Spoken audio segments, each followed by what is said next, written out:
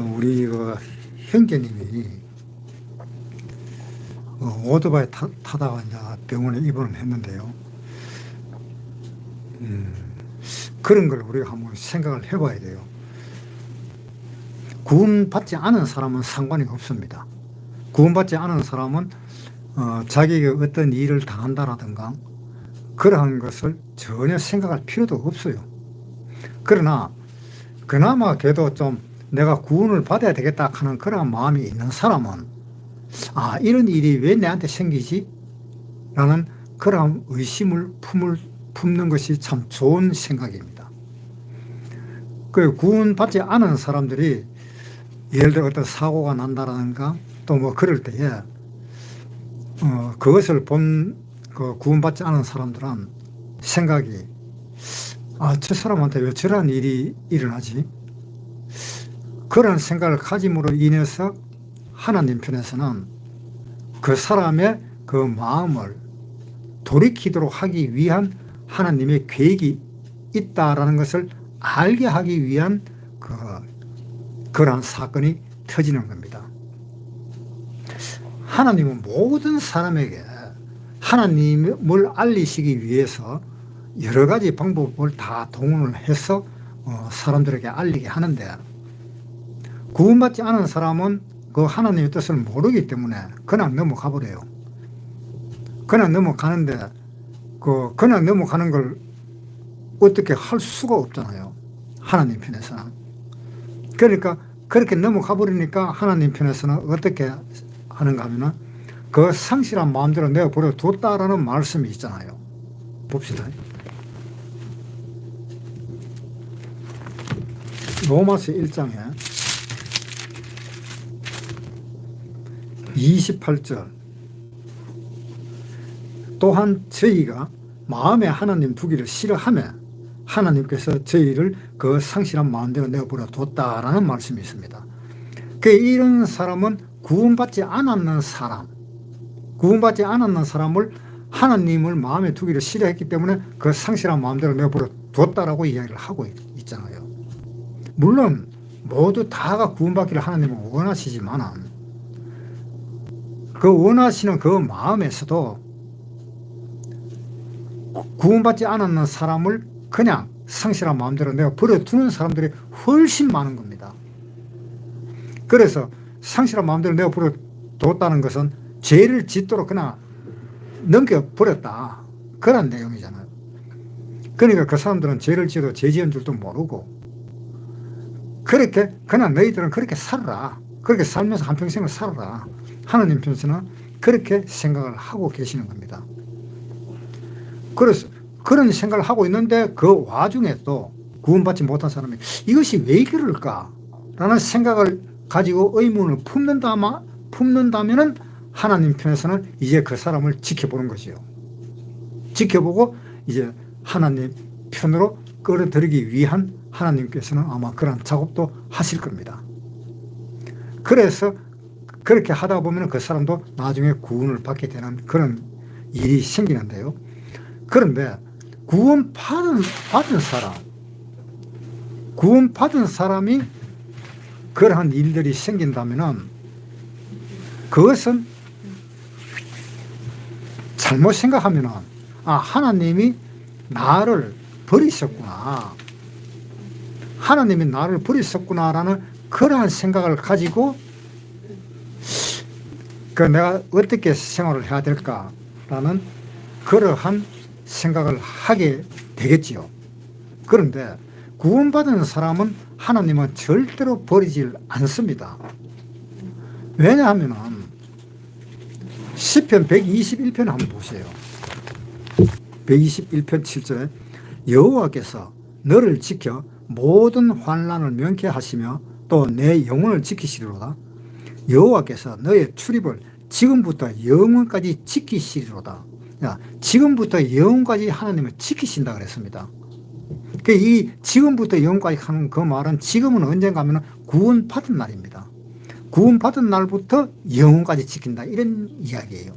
그러니까 구원받은 날부터 영원까지 지키시는 그 하나님이 버릴 수가 있느냐 이 말입니다. 하나님은 절대로 안 버리십니다. 그러니까 마태복음 같은 데도 보면은 하나님은 이 구원받은 사람을 내 손아귀에서 아무도 빼앗을 수 없느니라는 말씀도 있습니다. 그러니까 하나님은 뺏기지도 않는다 이 말입니다. 구원받은 사람은. 그럼 누구한테? 마귀한테 안 뺏긴다는 이야기죠. 그러니까 구원받은 사람은 구원받은 그 순간부터 영혼까지 하나님은 지키신다. 그러니까 이 사람은 구원받아 놓고 그렇게 하니까 하나님이 버리신다. 그런 것은 아닙니다. 그래서 구원받은 사람은 하나님이 나를 버리셨나? 이 생각을 가질 필요조차 없어요. 그 말이 틀린 말입니다. 그것은 구원 안 받은 사람은 하나님이 나를 버리셨나? 그런 생각을 할 수 있습니다. 구원 안 받은 사람. 왜? 그 상실한 마음대로 내어버려 두사 옳지 못한 일을 하게 하셨다라는 그 말씀이 있잖아요. 그 말씀은 버리셨다라는 그런 이야기입니다. 그러나 그 버리심을 받은 사람일지라도 좀 더 하나님을 깊이 생각해 보면은 그 사람도 나중에 하나님을 향한 그 마음으로 인해서 구원을 받을 수 있다라는 그 이야기를 하나님은 하시는 겁니다. 그래서 구원받은 사람은 절대로 버리시고 그런 것은 아닙니다. 욥기에 보면은 이 사탄과 이 하나님의 아들이 하나님 편으로 왔을 때에 이 사탄은 하나님이 사탄 보고 너는 어떻게 해서 왔느냐. 그러니까 사탄은 이리저리 돌아다니면서 왔다라고 이야기했습니다. 그러니까 하나님이 사탄 보고 그러면 이리저리 돌아다니다가 내가 사랑하는 욥을 네가 봤느냐라고 이야기했습니다. 그러니까 사탄이 욥을 봤습니다. 봤는데 하나님이 가죽을 가죽으로 바꾸니까 그러니까 그 욥이 하나님을 배반할 필요도 없지 않느냐. 그런 식으로 이제 대답을 하는 겁니다. 그러니까 하나님이 이제 욥을 갖다가 그러면은 네가 욥에게 뭐 시험을 한번 해봐라 라고 해서 욥이 그 시험을 받는 과정이 나옵니다. 그래서 그 욥은 구원받은 사람입니다. 욥은 구원받은 사람인데 사탄한테 잠깐 넘겨준 거예요. 네가 한번 해봐라. 그 욥은 얼마나 나를 사랑하는지 네가 알 거다 라는 것을 증명하기 위해서 욥을 사탄에게 넘긴 겁니다. 그렇다고 해서 완전히 넘긴 것은 아니고 생명은 보존을 하라라는 그 하나님의 말씀이 있었던 겁니다. 그래서 그 사탄은 욥한테 이제 가서 뭐 온몸에 종기도 나게 하고 그 집안을 갖다가 완전히 무너지도록 그렇게 종들도 죽고 그런 모든 농산물을 갖다가 다 빼앗기고 그런 일들이 이제 일어났습니다. 그런데 욥은 중간에 변명도 아니하고 그래도 하나님을 섬기는 그 마음을 가지고 있었던 겁니다. 그랬을 때에 그 욥이 나중에는 견디다 못해갖고 기와장으로 자기 다리를 끌고 그렇게 이제 고생을 했습니다. 그런데 자기 친구들이 와서 이제 이야기를 합니다. 네가 하나님 앞에 뭐 어떤 죄를 지었느냐? 네가 죄를 지었으니까 이런 것이 아니냐라고 이제 이야기를 계속 합니다. 그러니까 나는 죄를 지은 적 없다라고 이야기를 또 하는 거예요. 그러니까 이 욥도 사실은 보니까 참 답답하지요. 내가 지었는 죄도 없는데 왜 내가 이런 일을 당하느냐. 그러니까 그 친구들은 죄를 안 짓고 그러한 일을 당하는 사람이 세상 천지 어디 있느냐라고 그 친구들은 그렇게 계속 이야기합니다. 그 친구들도 역시 구원받은 친구들입니다. 그래서 나중에 이제 엘리후가 나타나서 이제 이야기를 합니다. 네가 의롭다 하는 것이 어떻게 네가 네 자신을 의롭고 깨끗하다고 이야기하느냐. 네가 하나님보다 더 의로우냐 라고 이제 엘리후가 그렇게까지 이야기를 합니다. 그래서 나중에 그 엘리후하고 이야기를 끝나고 하나님이 이제 나타나서 이야기를 합니다. 네가 의롭다 하는 것이 나보다도 더 의로우냐. 이제 이렇게 하나님은 또 이야기를 하는 겁니다. 그러면서 하나님이 뭐라고 이야기하는가 하면은 네가 세상의 자연적인 그 일에 대해서 네가 아는 것이 있느냐, 아는 거 있으면 말해봐라 라고 이야기하니까 욥이 나는 조금이라도 할 말이 없습니다 라고 이야기했습니다. 그랬을 때 이 하나님이 그 욥에게 너는 허리를 묶고 내가 묻는 말에 대답을 해라 라고 계속 이야기를 이제 했습니다. 그러니까 하나님이 나중에 뭐라고 이야기했는가 하면 네가 정말 나보다도 더 의로우냐 라고 이야기하면서 그 이야기를 끝을 냅니다. 그랬을 때 욥은 자기의 잘못을 깨닫고 이제 하나님 앞으로 이제 고개를 숙이는 방향으로 나아갑니다. 그러면 욥이 도대체 어떻게 했길래 하나님보다도 네가 더 의로우냐라고 이야기를 하느냐라는 이야기입니다. 그 다른 사람들이 하는 말이 네가 잘못하지 않고는 이런 일이 벌어지지 않는다라고 계속 이야기를 하니까 그래도 욥은 나는 절대 잘못한 일이 없다라고 이야기를 했었던 겁니다. 그것이 바로 무엇을 의미하는가 하면은 자기 자신이 뭘 잘못했을 때는 자기 자신이 좀 생각을 해봐야 되는데 생각을 못하는 겁니다. 욥은 그 생각을 못하고 자기가 그냥 살고 있는 그 시점에서 내가 하나님 앞에 뭘 잘못했을까 그것만 생각하니까 잘못한 것이 없다라는 판단이 나오는 겁니다. 그만큼 욥은 착실하게 살았던 사람입니다. 그런데 그 잘못한 것이 없다 하는 그 마음 속에 행위는 잘못한 것이 없지만은 그 잘못한 것이 없다 하는 그 말 속에 무슨 뜻이 들어있는가 하면은 이 세상에 의로운 사람이 있으면 나와봐라. 내보다 더 의로운 사람이 있느냐?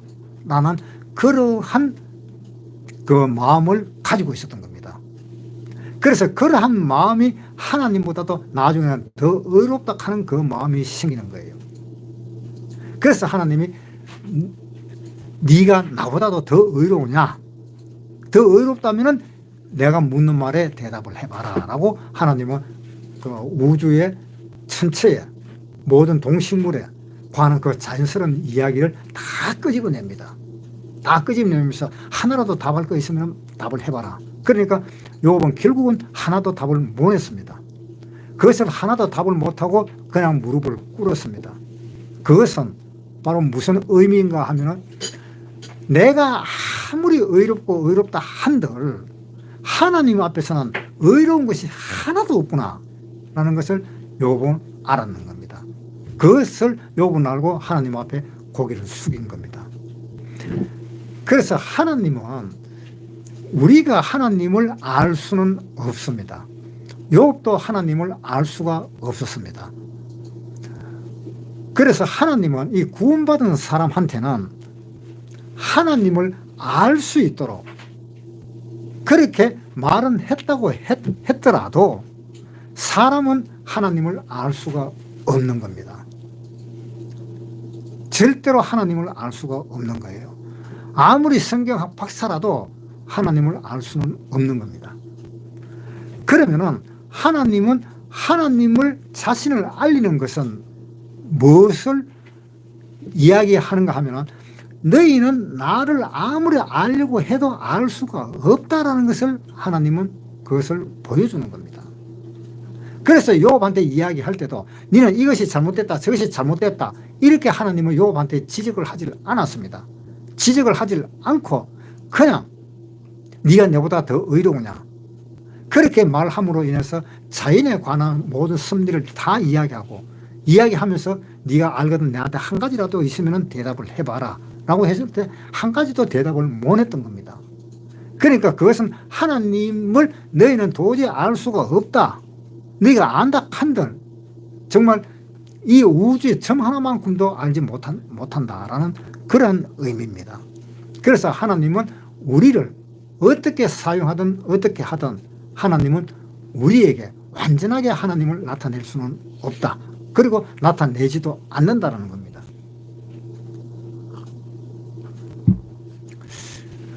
그래서 지금 그 우리 형제가 다쳐가지고 병원에 입원해가 있는데 그런 걸 보고 어떤 사람들은 많이 그럽니다.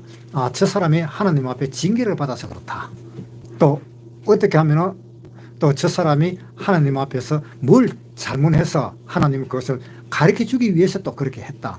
뭐 구구절절히 별별 말이 다 나옵니다. 그런데 하나님 편에서는 무언가 하나 가르쳐 주기 위해서 그런 일이 일어나는 겁니다. 뭘 가르쳐 주기 위해서 일어나는지 그거는 자기 자신만이 알 수 있는 겁니다. 그건 자기 자신만이 알 수 있기 때문에 어떠한 사건이 일어났다라면은 그 사건이 왜 내한테 왔을까? 그리고 내한테 뭘 하나 가르쳐 주기 위해서 이러한 사건이 터졌을까? 그것을 꼭 기억을 해야 돼요.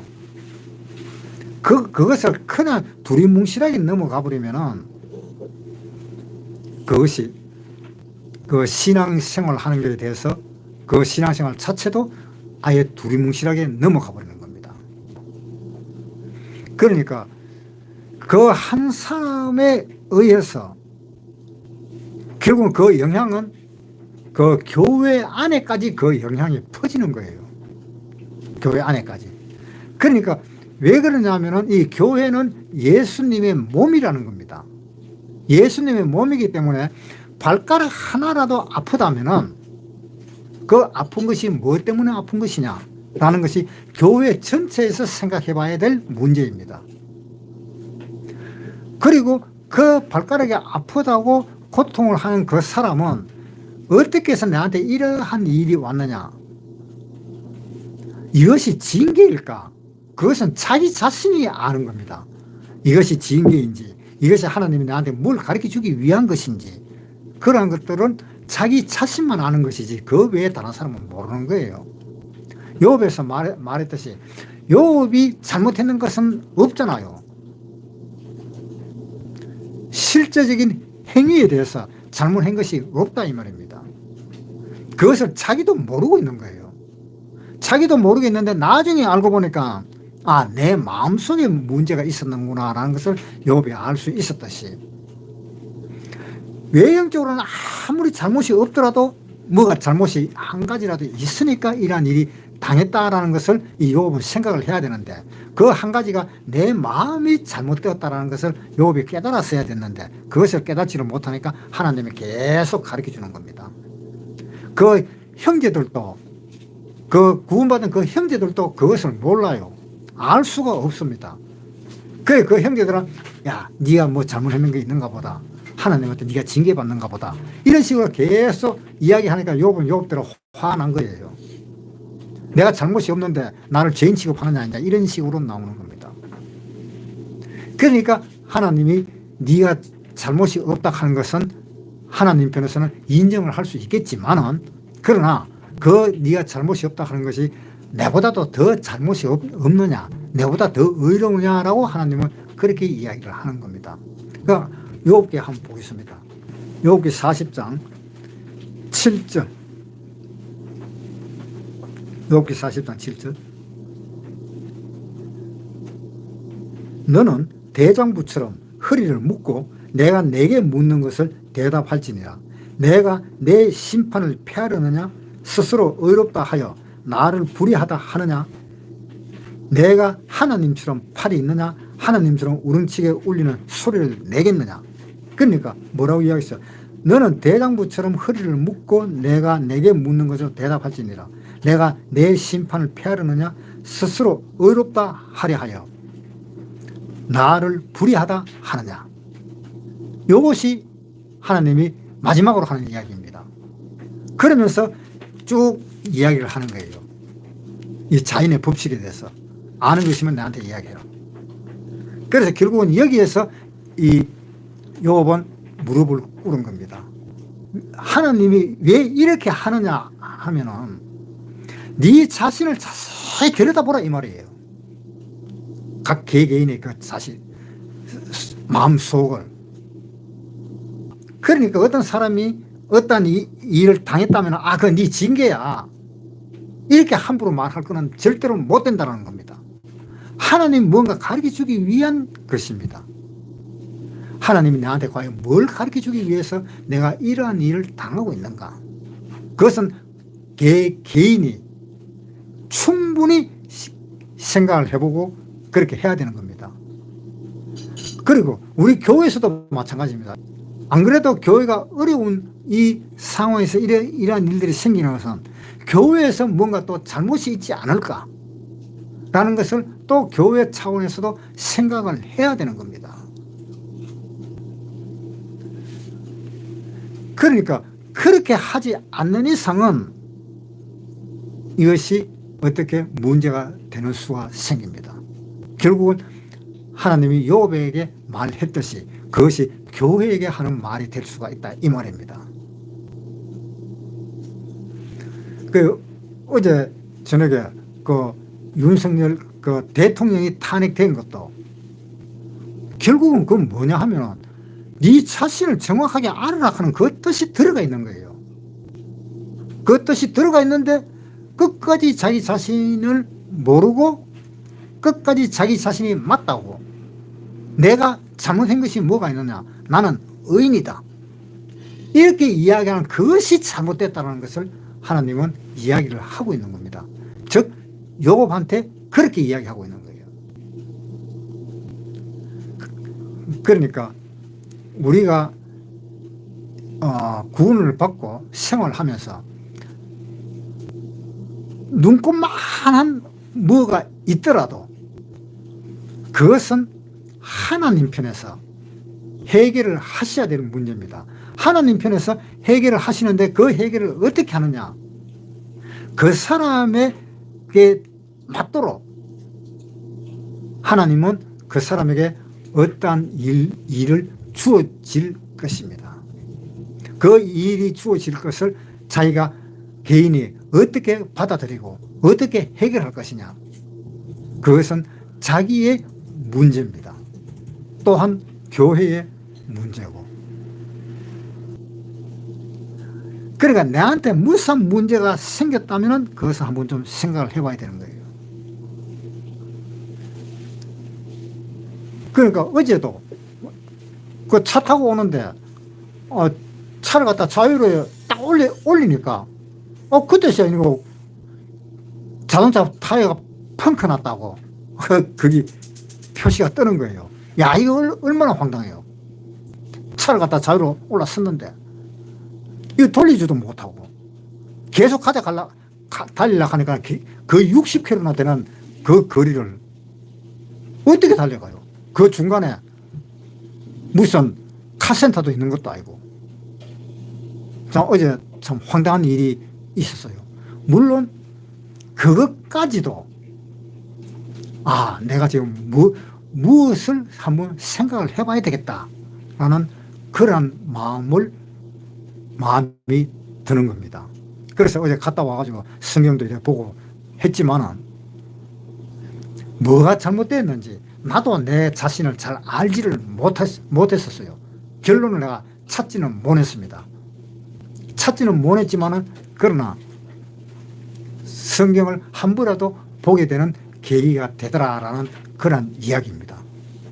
그러니까 우리 구원받은 사람은 무슨 일이 조금이라도 생긴다면 그건 깊이 생각해야 돼요. 혹시 무슨 말인지 무슨 뜻인지 모를지라도 생각은 해봐야 된다 이게요. 저 생각이 안 나면 성경책 한두 부라도 훑어봐야 되는 거예요. 그러한 습관이 우리한테 있어야 되겠다라는 이야기를 합니다. 그래서 성경에 보면 전도서 7장 14절에 있습니다. 전도서 7장 14절 한번 보세요. 형통한 날에는 기뻐하고 공고한 날에는 생각하라. 하나님이 이 두 가지를 병행하게 하사 사람으로 그 장래의 일을 능히 헤아려 알지 못하게 하셨느니라. 그러니까 공고한 날은 생각하라 이 말입니다. 형통한 날은 즐거워하고, 그러니까 뭔가 좀 그렇다 그 마음이 들면은 생각을 하라 이 말입니다. 그것이 신앙생활 하는데 가장 큰 도움이 될 것입니다. 출애굽기 12장 5절을 한번 보겠습니다. 12장 5절. 너희 어린 양은 허묻고 1년 된 수컷으로 하되 양이나 염소 중에서 취하고 이달 14일까지 간직하였다가 해질 때에 이스라엘 회중이 그 양을 잡고 그 피로 양을 먹을 집 문 좌우 설주와 인방에 바르고 그 밤에 그 고기를 불에 구워 무교병과 쓴나물과 아울러 먹되 난로나 불에 삶아서나 먹지 말고 그 머리와 정강이와 내장을 다 불에 구워 먹고 아침까지 남겨두지 말며 아침까지 남은 것은 곧 소화하라. 자, 여기에 보면은 어린 양은 허먹고 1년 된 수컷으로 하되 양이나 염소 중에서 취해라. 이 양은 예수님을 의미하는 겁니다. 우리의 유월절량 곧 그리스도께서 희생이 되셨느니라. 그 예수님을 의미하는데 양은 그 예수님을 의미하기 때문에 양은 흠이 없고 또 1년 된 수컷으로 하고, 흠이 없다라는 말은 생활 중에서 잘못된 것, 생활 중에서 잘못된 일들, 그러한 것이 없는 사람, 그러한 사람을 흠이 없는 사람이라고 합니다. 그리고 그 베드로전서 한번 보겠습니다. 베드로전서 1장 19절에요. 오직 흠없고 점없는 어린 양 같은 그리스도의 보배는 피로 한 것이니라. 그러니까 흠없다는 것은 생활에 있어서 문제점이 있는 것, 그것이 흠이 없다는 것이고요. 그 다음에 점이 없는 어린 양, 점이 없는다는 것은 유전적으로 내려오는 것이 없는 것, 그것이 점이 없는 것입니다. 우리는 피가 있고 점이 있고 흠이 있고 그러한 몸을 가지고 있기 때문에 사람이 지었는 죄를 사람이 그 죄를 없애야 되는데 이 세상에 있는 사람이 죄를 대속하지는 못한다. 민수기 35장을 보겠습니다. 민수기 35장 33절. 너희는 거하는 땅을 더럽히지 말라. 피는 땅을 더럽히나니 피 흘림을 받은 땅은 이를 흘리게 한 자의 피가 아니면 속할 수 없느니라. 그러니까 피 흘림을 받은 땅은 이를 흘리게 한 자, 피를 흘리게 한 그 사람의 피가 아니면은 속할 수가 없다라고 했잖아요. 그러니까 사람이 지었는 그 죄를 사람이 그 피로 속해야 되는데 그것을 짐승으로 속할 수는 없다라는 이야기입니다. 그러니까 우리가 지었는 그 죄를 예수님이 사람으로 오셔서 예수님이 피를 흘리신 겁니다. 그래서 예수님으로 의해서 우리의 죄가 대속이 된 겁니다. 그런데 이 세상 사람으로서는 누구 하나라도 대속할 수가 없습니다. 왜? 점 있고 흠이 있기 때문에 안 된다는 겁니다. 그러니까 점이 없고 흠이 없는 그리스도의 피라고 이야기를 하고 있잖아요. 내가 이렇게도 많은데 내 죄가 용서되는 것은 예수님의 피기 때문에 용서되는 겁니다. 그것이 옆에 어떤 사람 또는 자기 부모, 자기 자녀들 누구라 할지라도 이 내 죄는 그러한 사람들이 대속할 수는 없는 겁니다. 왜? 모든 사람은 다 죄와 흠이 있기 때문에. 그러니까 죄와 흠이 없는 그 예수님의 피만이 대속할 수가 있는 거예요. 그래서 예수님이 이 세상에 나타나신 겁니다. 우리의 죄를 몽땅 용서해 주기 위해서. 그 몽땅 용서해 주려니까 결국은 예수님이 피를 흘려야 되는 겁니다. 그래서 우리의 유월절량 그리스도께서 희생이 되셨느니라. 그래서 예수님이 희생이 되신 거예요. 누구 때문에? 바로 우리의 죄 때문에. 우리의 죄라는 것은 바로 내 죄를 이야기합니다. 내 나락하는 이 사람은 우리락하는 이 공동체 속에서 사는 한 부분이기 때문에. 그러나 하나님은 공동체에 사는 이 모든 사람을 통합해서 우리라고 이야기하는 겁니다. 그래서 그 속에 나라는 것은 바로 우리입니다. 그래서 내가 죄를 용서 받았다는 것은 내 죄가 기억이 나고 내 죄가 내 마음속에서 계속 일어나는데 어떻게 해서 내가 죄 용서가 되느냐. 그것은 예수님의 점없고 흠없는 그 피가 우리를 용서를 해주는 겁니다. 죄 용서함을 받은 사람일지라도 죄가 기억은 납니다. 왜? 우리가 일제시대 때 일본 사람들한테서 36년 동안 압박받고 살았지만은 그 일본 사람에서 우리는 해방이 되었는데 해방이 되었다고 해서 일본 사람이 없어지는 건 아니잖아요. 그 일본 사람이 그대로 있는 겁니다. 그 일본 사람의 그 경찰이 우리나라에 와 있다 할지라도 아무도 잡아갈 그 권한이 없는 겁니다. 우리가 일본에서 해방되었다 하듯이 우리가 죄에서 해방된 겁니다. 우리 마음속에 죄가 있다 할지라도. 그러나 예수님의 그 점없고 흠없는 그 피가 우리를 다 용서를 해 줬기 때문입니다. 그런데 내가 구원을 받지 못했다 하는 그 생각들은 어디에 있는가 하면은, 왜 그러한 생각들이 나는가 하면은, 내가 구원을 받았고 내가 죄 용서함을 받았다 하면은 기억이 안 나야 되는데 왜 기억이 자꾸 나느냐 이 말입니다. 한번 생각해 보세요. 내가 어디에서 내가 도둑질을 해가 물건을 훔쳤다. 훔쳐가지고 내가 형무소 들어갔다. 형무소 들어갔으면은 내가 뭐 때문에 형무소 들어갔는가 하면 물건을 훔쳤기 때문에 내가 형무소 들어갔는데, 그 형무소 들어가서 너는 징역 몇 년을 살아라, 10년을 살아라 해서 10년을 살고 나왔는데 그 다음에 또 그 죄 때문에 형무소 또 들어갈 수가 있습니까? 내가 형무소 한번 들어갔다가 내가 뭘 하나 훔쳤기 때문에 형무소 들어갔는데, 들어가고 10년 동안 살고 나왔는데 또 그걸 끄잡아내가지고 네 그전에 이거 죄를 갖다가 지었는 거 있었잖아, 네 형무소 들어가. 그러면은 받아주느냐 이 말입니다. 안 받아주잖아요. 보니까 이 사람이 이 죄 때문에 형무소 10년 동안 살고 나왔네. 그 우리나라의 법에도 일사부질의 원칙이라는 것이 있잖아요. 한 사건이 두 번 다시 송치를 못한다는 겁니다. 그렇듯이 우리가 예수님한테서 내가 이러이러한 죄가 있습니다 라는 그 죄 때문에 그 심판을 우리가 받았잖아요.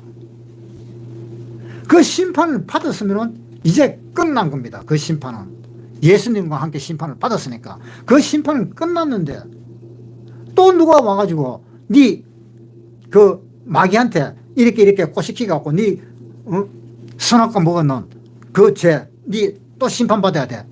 또 심판을 하느냐 이 말입니다. 하나님이 보니까는 이 사람이 옛날에 예수님하고 심판 받았네? 그러면 끝인 겁니다. 그런데 구원 못 받았다 하는 사람들이 어떠냐? 내가 심판을 받았는데 왜 내 죄가 자꾸 기억이 나느냐 하는 이야기를 하는 거예요. 그럴 수밖에 없잖아요. 자, 보세요. 내가 뭘 하나 훔쳐가고 형무소 한번 들어갔다가 나왔는데 내 형무소 들어갔다 나왔다 하는 것이 기억이 안 날까요? 형무소 들어갔다 나오면 내 옛날에 죄를 지었는데 하는 그 기억이 안 날까요?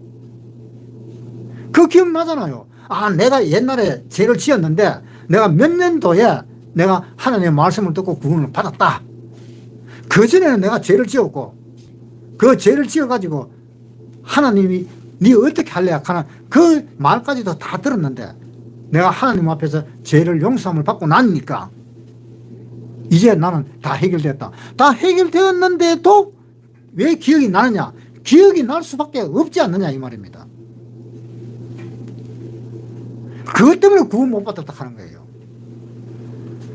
내가 하나님 앞에 내 죄가 용서받았다면 이제 기억이 안 나야지. 내가 죄가 없다면 이제 기억이 안 나야지. 그 이야기를 자꾸 하는 겁니다. 그래서 구원을 못 받았다 하는 계산이 나오는 거예요. 그 제 이야기를 자꾸 하는 것이. 그 기억은 옛날에 구원받기 전에 있던 그 기억은 그 잊어먹는 사람이 어디 있어요. 그러니까 나는 구원받은 것이 몇 년도 1980년 8월 22일이다. 이런 식으로 기억이 나잖아요. 그전에는 내가 죄인이었는데 지금은 내가 죄인이 아니다. 죄인이 아닐지라도 옛날에 지었는 죄는 기억이 나는 거예요. 그걸 가지고 옛날에 지었는 그 죄가 기억나는 거, 그걸 가지고 자꾸 내가 구원을 안 받았는가 보다라고 생각을 하는 그 사람이 얼마나 답답한 사람입니까? 그러니까